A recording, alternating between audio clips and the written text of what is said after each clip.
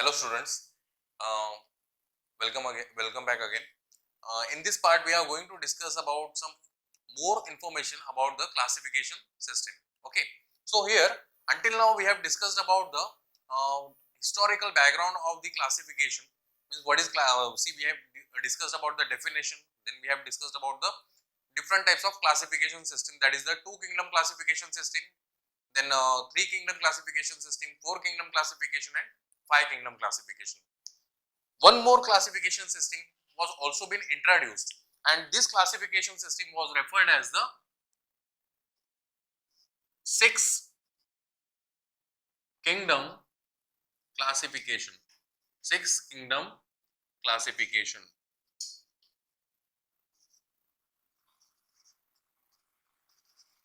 Okay, so apart from four or five classification, there was one more classification which was six kingdom classification system, and this was given by Carl Woese.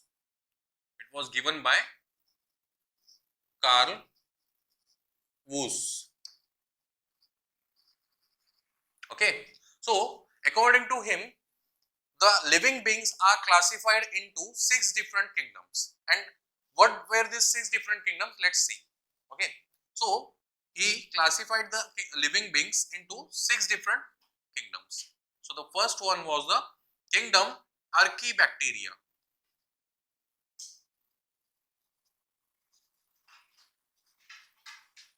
Second kingdom was kingdom Eubacteria.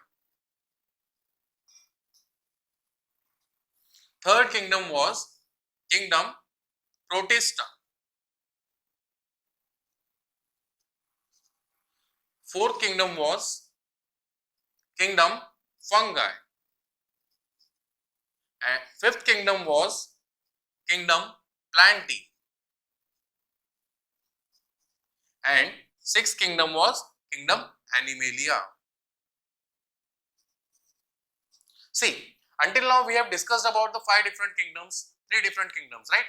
So in the five kingdom system we have seen the kingdom Monera was there, but instead of kingdom Monera, here this scientist has divided kingdom Monera into two subgroups, that is the Archaebacteria and Eubacteria. Okay, now what is Archaebacteria or Eubacteria? Basically the bacteria which are adapted to survive in extreme conditions are referred as Archaebacteria. Okay, and the organ or the bacteria which are found at the normal or the mesothermic conditions, these are referred as the Eubacteria or the true bacteria. Okay, and this Archaebacteria, as they are supposed to survive in the extreme condition, that means they may be the extreme thermophiles. Okay, that is the bacteria which are adapted to survive at higher temperatures. Okay, that is from 80 degrees Celsius to 100 degrees Celsius. Apart from that, there are certain methanogens which are also included under Archaebacteria. So these methanogens basically they convert the inorganic substances into methane gas as well as organic substances into methane gas. Then which are most probably found in the biogas plant. Okay. Then apart from this, we have acidophiles also. So the acidophiles are responsible for formation of the organic acids. Okay. So here this type of bacteria are put under Archaebacteria. So he differentiated this, but altogether these both the groups, okay, are put under single kingdom, that is called Monera.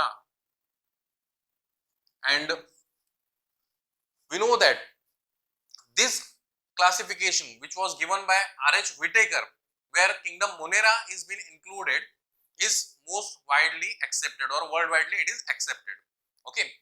Now after this we have to understand what is natural system of classification and what is artificial system of classification. So students, let's revise this point from the very beginning, that is from the two classification system which was proposed by Aristotle, then the two classification system given by the Carolus Linnaeus, then three classification system, okay, which was given by Ernst Haeckel, then Copeland's classification, Whittaker classification, and this. Okay, so these different system of classification were based on certain characteristic feature, and what were their characteristic feature? These are the external structures as well as the internal structures. See, in the very beginning in the definition of biological diversity, I have mentioned that Okay, this what I have mentioned, that is the occurrence of the living being or the occurrence of a diverse form of living being which are differing from each other. Okay, in what terms? In the external appearance, size, internal structures, right? So that external appearance means what? Morphology or the yes, morphology or external structures, right? And internal structure, that means anatomy. So here most of the kingdoms which were proposed were on the basis of only external characteristics, not the internal characteristics. That means the characters which are only seen. Okay, so internally when it is considered, then we can consider that is having certain cellular activity or performing certain metabolic activity. On that basis we can consider it as natural or artificial. So let's see.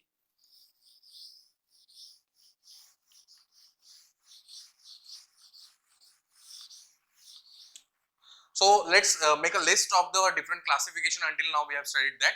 Okay, so first, which was given by Aristotle, right? Second, which was given by Carolus Linnaeus or Linnaeus. Then third, which was given by Ernst Haeckel.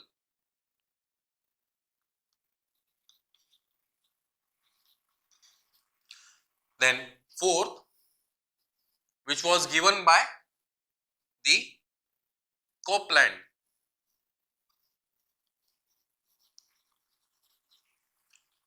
And fifth, which was given by R.H. Whitaker. See, these are the 5 different kingdom classification, okay, or 5 different kingdom or 5 different methods, sorry, which are used to classify the different living organisms.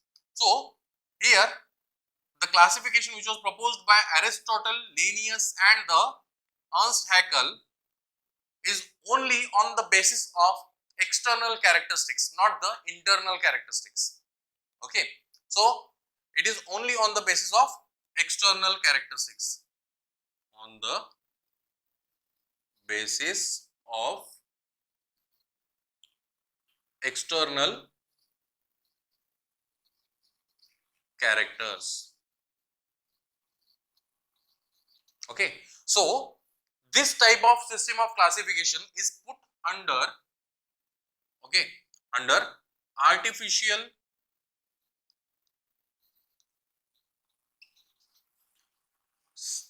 classification system or artificial system of classification.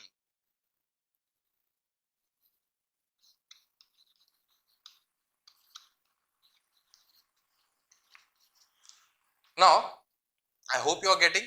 So this is the way that we are dividing the 2 different classification systems. Okay, when you refer with the notes, you will come to know that there are 2 classification systems, that is natural and the artificial.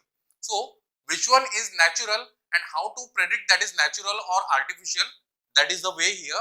Okay, so Aristotle, Carolus Linnaeus and Ernst Haeckel, they have just considered the external characteristic of the living being. So this classification can be considered as the artificial system of classification. Okay, while the Copeland and Whitaker, what they have done, they have analyzed the different characteristic feature of the living organisms.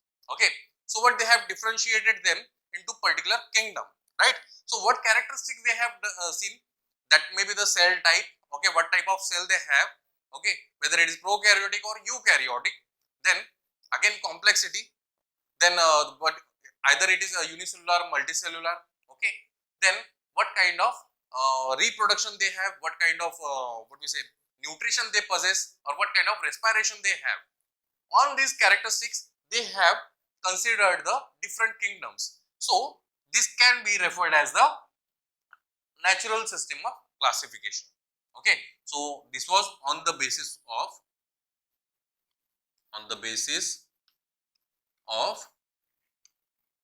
external as well as internal, or external and internal characters. Okay, in biological term we call it as a morphology and the anatomy. So morphology means external and anatomy means internal characters. Okay, on that basis this scientist or this this naturalists, they what they have done, they have classified the living beings, and that can be put under the natural system of classification. Natural system of classification.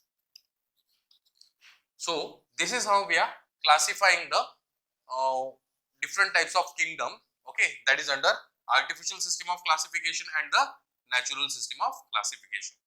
Now let's study about the Whittaker's 5 kingdom classification.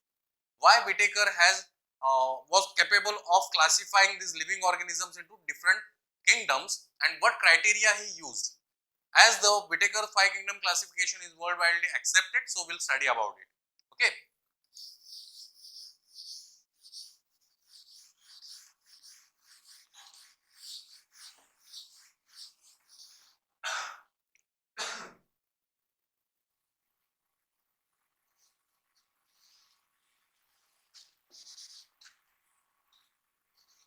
So 5 kingdom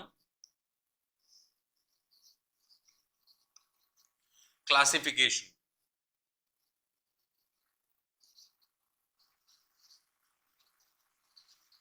So 5 kingdom classification, okay, this classification was given by R.H. Whittaker.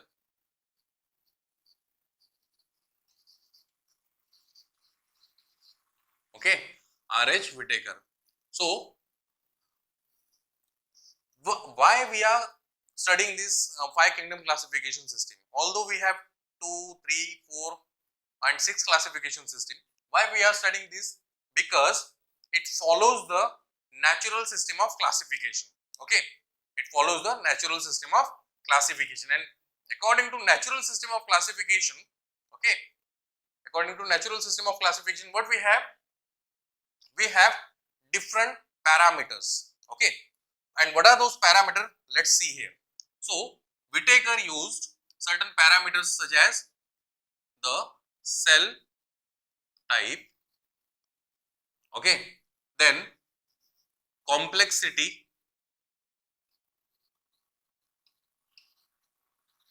of cell, okay, cell or the living organism basically, okay, then third, mode of nutrition, then mode of respiration, then mode of reproduction,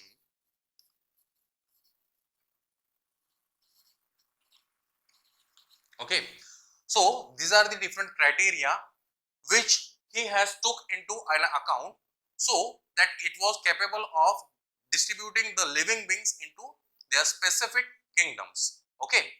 So let's say one by one these points, so that we will understand the concept of 5 kingdom classification given by R.H. Whittaker.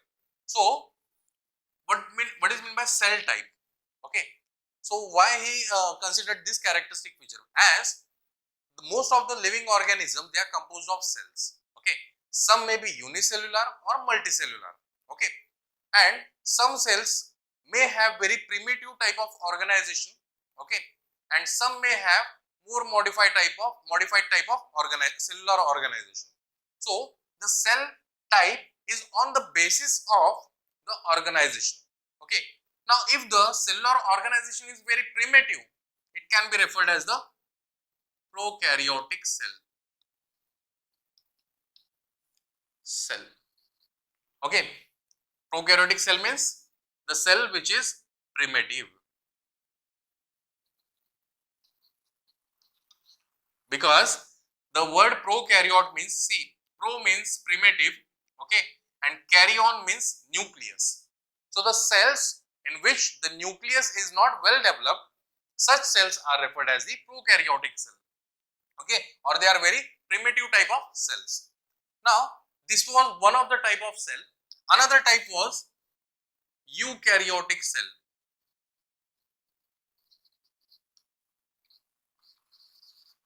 Now, what is the difference between prokaryotic and eukaryotic?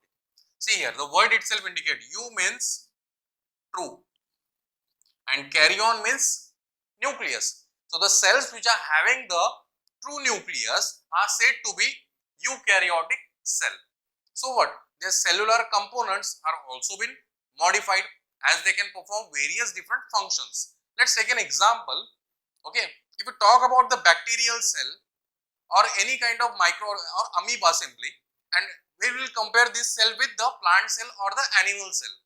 So, there is a huge difference. Why there is a huge difference? Because a single cell of amoeba or bacteria is capable of performing all the functions, right? Here, like cell eating or their defense itself, it has been performed by a single cell. There is a binary fusion like cell division is there, okay, and their replication time is also very less. But in case of eukaryotic cells, which are more complex as they possess the nucleus, right? So, these cells, not only nucleus but all other cell organelles are also present. So, they perform various different activities like protein synthesis is there, okay, then protein metabolism is there, then what we say carbohydrate metabolism is done within the cell during respiration. So many different activities are performed by eukaryotic cell with the help of cell organelles. So, what they are referred as the complex type of cells, okay. So, this is the another cell type. So, he took this characteristic into consideration, first character. Then complexity, as I told you, prokaryotes are less complex and eukaryotes are quite more complex, because eukaryotes are also involved in the what we say the protista, they are also involved in the fungi, and then they are also involved in plantae and animalia, okay. While prokaryotes, they are only found in the where? In the kingdom Monera, okay. So, here according to complexity, this cell may be unicellular or multicellular. So, what is unicellular or multicellular character? See, the most of the bacterial cell or the prokaryotic cell, generally they are unicellular one, okay, but there are certain exceptions again. In eukaryotes also you can see the unicellular level of organization, that is in case of protist, okay. So, protists are generally unicellular one, okay. Next is the multicellular. Now, many organisms, they are composed of number of cells, okay, and this number of cells, they are responsible for formation of tissue. Then from a tissue there will be formation of organ and organ system. And we know that if we talk about humans, okay, in our body there are different organs and which are associated with each other to perform any process or to perform any function. Let's take an example of digestion of food, okay. Digestion of food in the bacteria, that is single cell, okay, it is performed by phagocytosis. But in case of animal cell, okay, or in animal body, instead of calling cell we can call animal body, there are different organs which are associated with the digestion. Like we eat the food material, we chew it, then swallow into the stomach where it will be digested. After digestion, it will be mixed with the digestive juices which are secreted from the pancreas, and where it will be simplified, so that it will be broken down into simple substances, where in the intestine it will be absorbed and assimilated. So, that is how the process of digestion takes place in the eukaryotic or the higher animals. But in case of single cell, it is just a process that is called phagocytosis, or simply it is called cell engulfing. I hope you are getting this. The next, that is another characteristic which was considered by Whittaker was, or another parameter you can say, mode of nutrition, okay. According to mode of nutrition, we can see three different types of nutritions can be seen, okay. Autotrophic,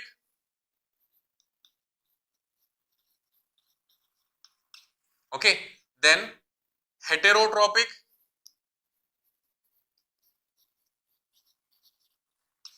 then saprophytic. Okay, so autotrophic mode of nutrition, it is common in the photosynthetic type of cells, okay, which are most commonly seen in the plants, and few fungi are also there and few bacteria are also possessing the chloroplast. Okay, so they can perform their what we say, so they can utilize their nutrient by themselves. They don't depend upon other organisms. Such phenomena is called as the autotrophic mode of nutrition. Heterotrophic mode of nutrition, it is associated with the preparation of the food material by using others, or they are depending upon the other organisms for their nutritional requirement. That is heterotrophic mode of nutrition. And saprophytic is one. Here you can see the organism which depend upon dead and decaying organic matter. It is not living. So where the organism which are depending upon dead organic matter, these are called as the saprophytic mode of, or saprophytes. Okay, and the nutrition they have, that is called saprophytic. That is about it.